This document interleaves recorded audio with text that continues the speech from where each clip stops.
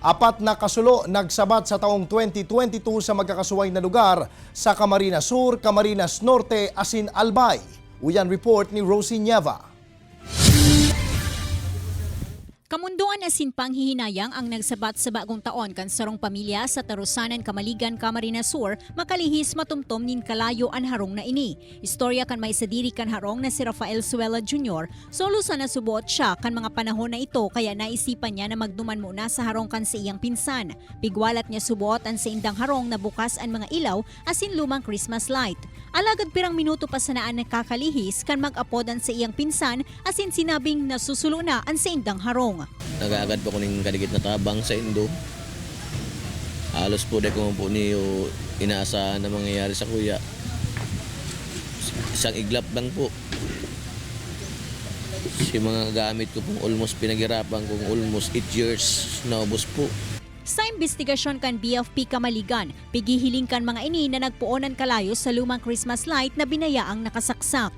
Kaya pinapagirumrum po sa gabos manggiraray ang maglikay sa ano man na pwedeng pagbuunan kang kalayo. Inot po nga ni, nasambit ko lang sa kuryente. Sa Banuan Manin Vincent's Camarines Norte, mayo nang naisalbar sa mga gamit ni Wilbert Ramos makalihis matumtom nin kalayo an sa indang harong sa Purok 5 Barangay Ginakutan kasabay mismo kan bagong taon.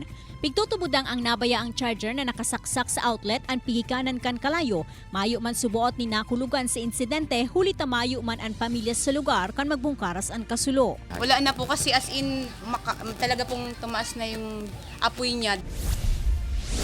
Mientras tanto, sa rupang kasuloan na irehistro sa Barangay Lagon sa Banuan Indaet.